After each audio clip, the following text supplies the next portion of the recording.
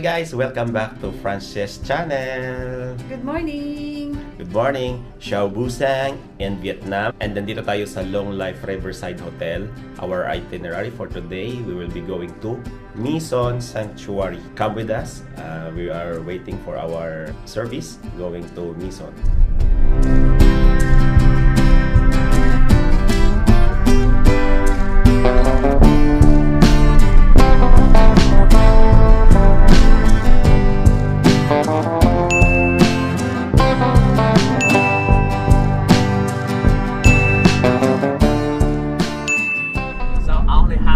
But we have four activities, right? Rice paper making, Mison temple, lunch and a boat trip. So I am eager to keep balance between timing and place, and hopefully you enjoy it. Okay. Yeah, thank you. Thank you. Yeah, thank you.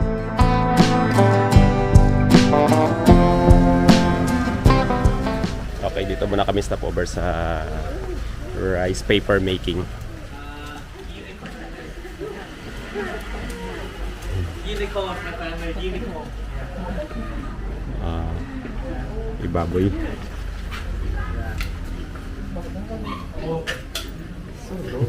Ibaboy. Okay, so dito tayo sa rice paper making. So how to make rice flour? 1 kilo rice and 1.5 liter water. Yeah, we add inside the machine here. This one, everyone. Yeah. And turn on the power. Yeah, like blender machine. Yeah, but before with the machine here, everyone. Yeah, yeah, you know that.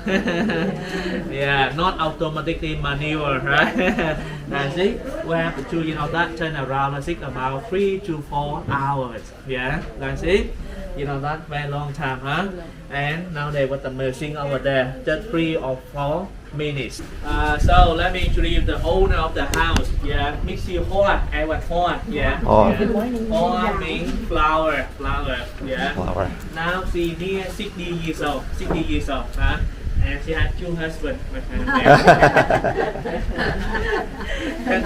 Can get here? Can go here? Yeah. Okay. Thank you.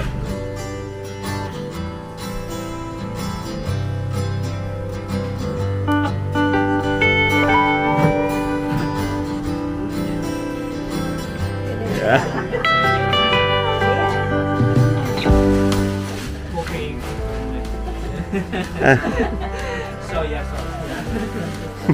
Rice cracker. Rice cracker. Wow.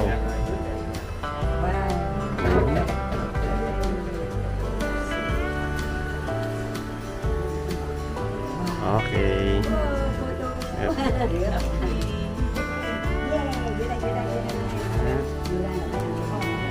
Okay. Vietnamese pizza. Pizza. Congratulations. Okay, so try. Get one. Let's try. So try natin. Okay, ano, sarap.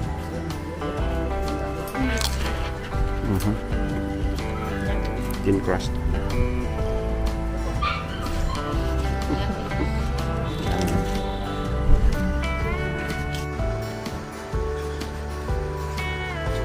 We make like this as well. Yeah, the noodle. Yeah, thank you.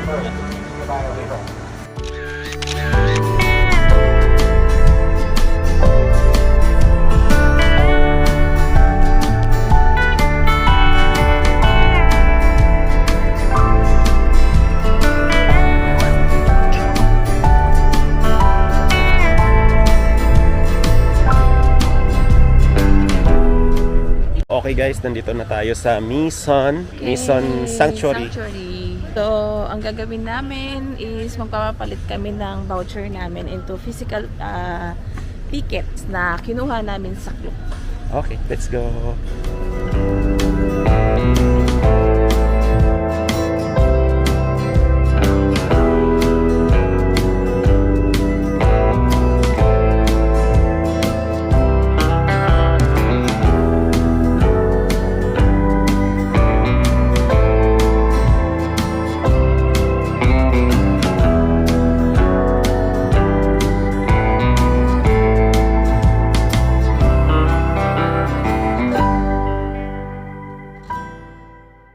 Okay, so nakapasok na kami gamit yung ticket kasi may QR code yun, ini-scan pagpasok dyan sa may entrance. So, dito na tayo sa loob. Now we walk about 45 minutes, go to the center. Yeah. 45 minutes. Sure? Mỹ Sơn, everyone, Mỹ Sơn. Mỹ Sơn. Yeah, Vietnamese writing there. Yeah. Mỹ means beautiful, and Sơn means mountain. Beautiful mountain. So, that is Mi Son, not my son. Mi Son.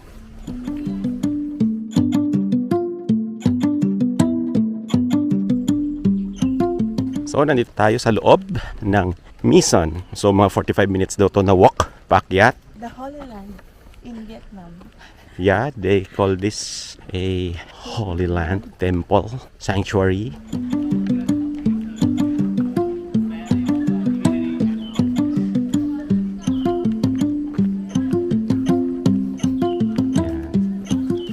So this is Mi Son, not my son, not your son, not her son.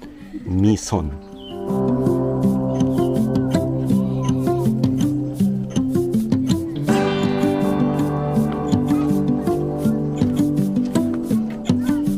Okay, so tumawid tayo dito sa bridge, papasok dito. So this is the part na sasakay tayo ng shuttle papunta mismo doon sa Mi Son site. So ang shuttle nila is I think yung electric shuttle. And then,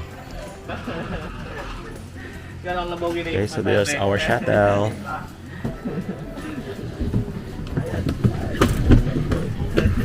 Okay.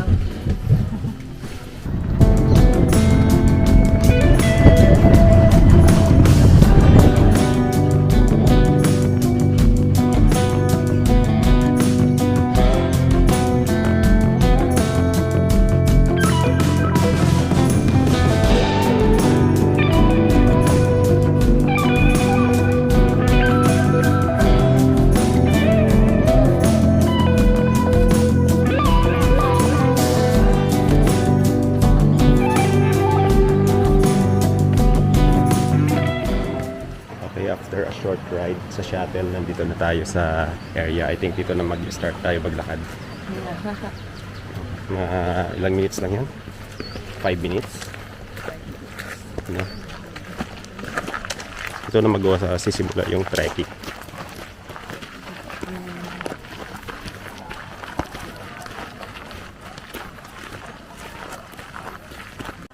Nothing but pictures looking at it.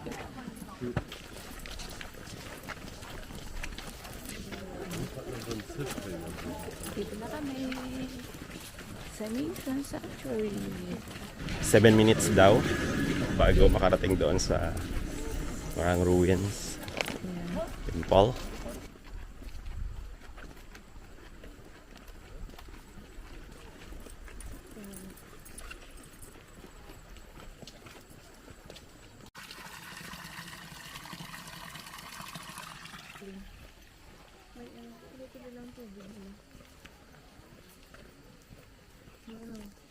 Okay, walkathon. Gusto kasi yung picture dyan, may mahulog pa yan. Gusto mo yan? Okay.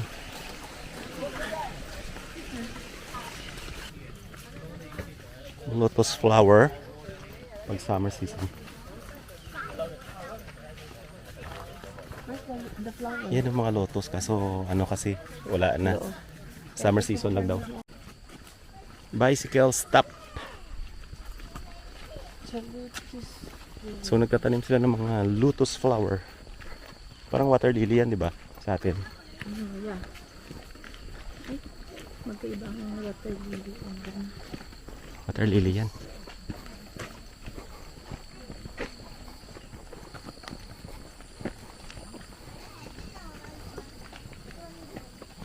Paakyat na.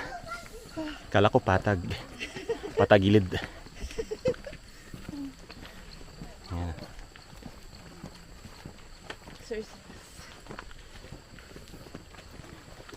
Hiking.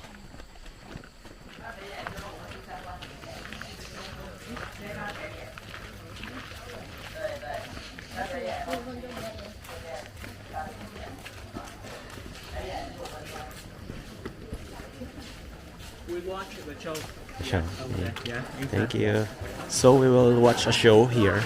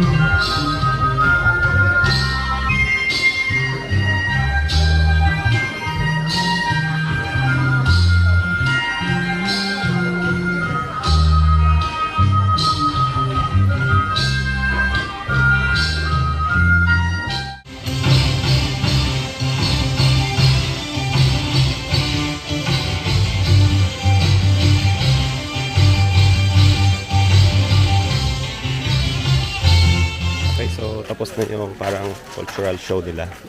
Malapit lang. Yeah. From there, going to the ruins. Ito lang.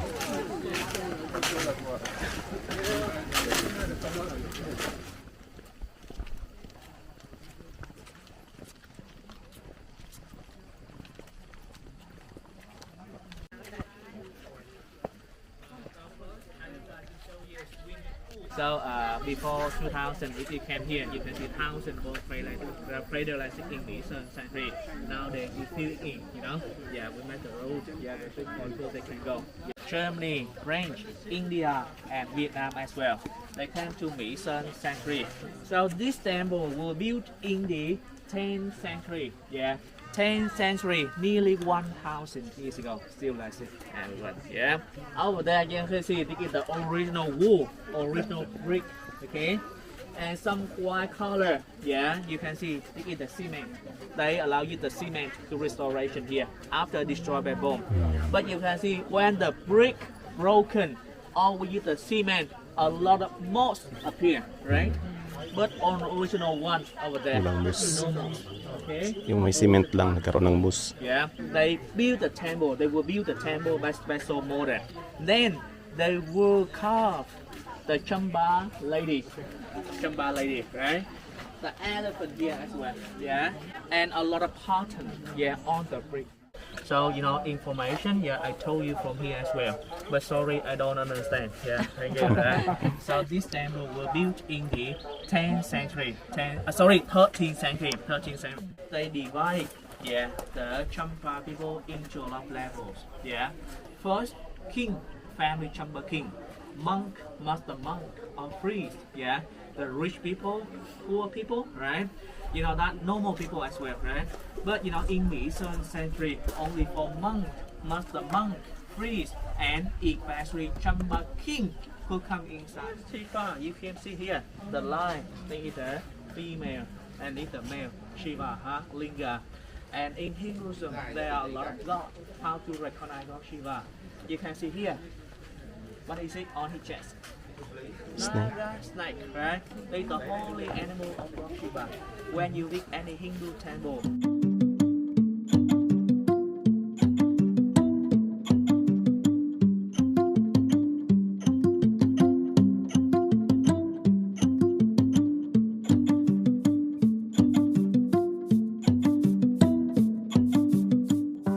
here, by the name of the statue. May snake. Yeah, snake here, not gecko, my friend. Huh? Urine focus here, not here, my friend. Okay. Snake here, Naga snake, right? Shiva here as well, Nandika, right? Holy animal of Shiva, and this is the god Shiva, sorry, broken. Yeah, see? So this is the total picture of the Chamba people about Hinduism. Yeah, Shiva, Ganesha, the sun, right?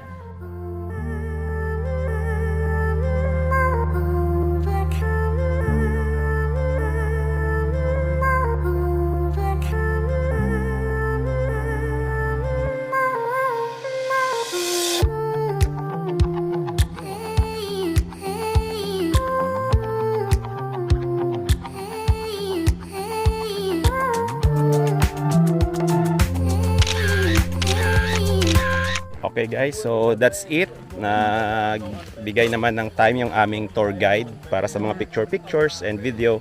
So marami naman kaming nakuha ang videos and pictures. Kakapagod lang kasi medyo mainit. Yeah, But sobrang init. sulit. This is the Mison Sanctuary. More on Hinduism. More on Shiva. Yan si Shiva. So in-explain bakit dito siya itinayo kasi nakapalibot dito yung bundok.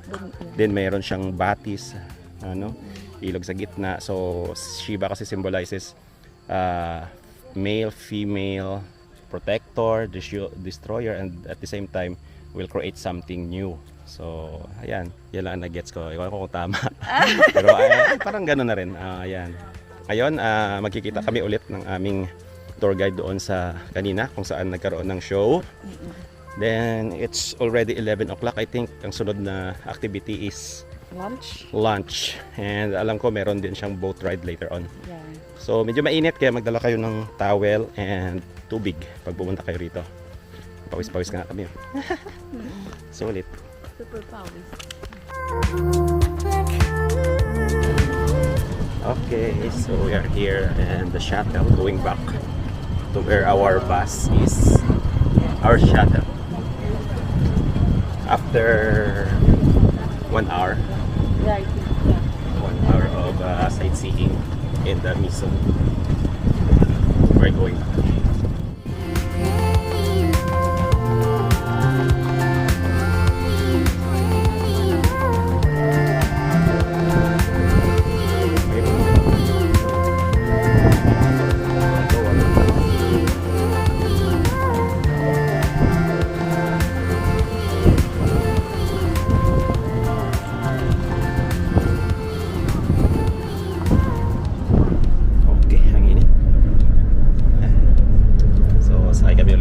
Shuttle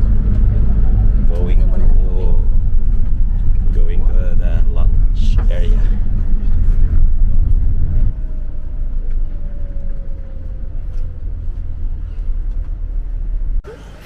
Tara. Time for lunch.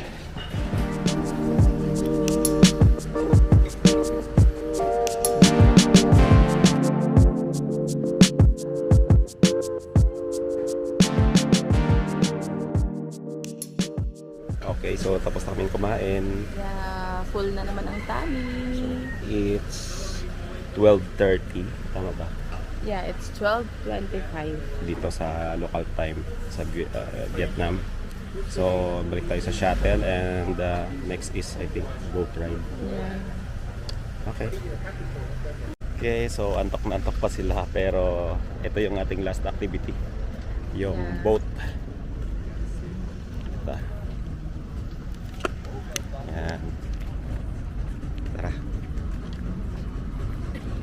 Which boat there? Thank you.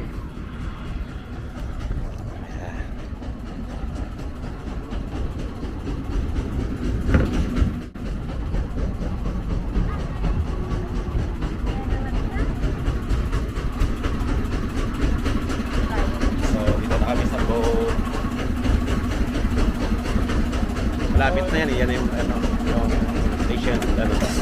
Akala ko nga.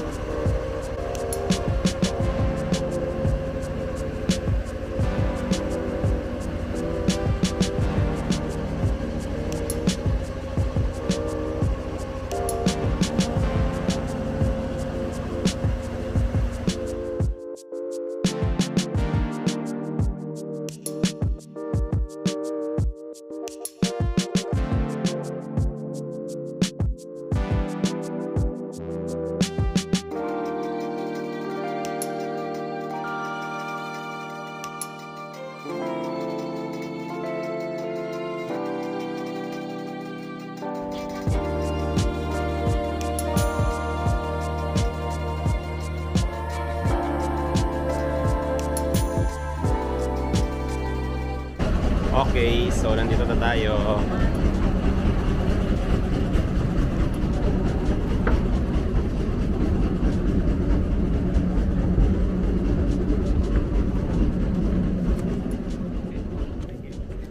Okay, so ayan.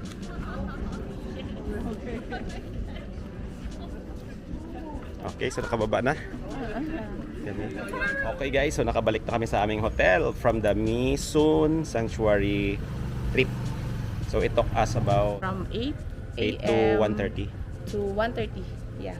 It's about 5.5 hours. That's it. So thank you guys for coming with us Misun Sanctuary Tour. So don't forget to subscribe Like and share. Francis channel. Okay, so mag-iikot-ikot pa kami konti dito sa Hoi An bago kami lumipat sa Danang. So see you soon on another vlogs. Vlogs. Bye. Bye.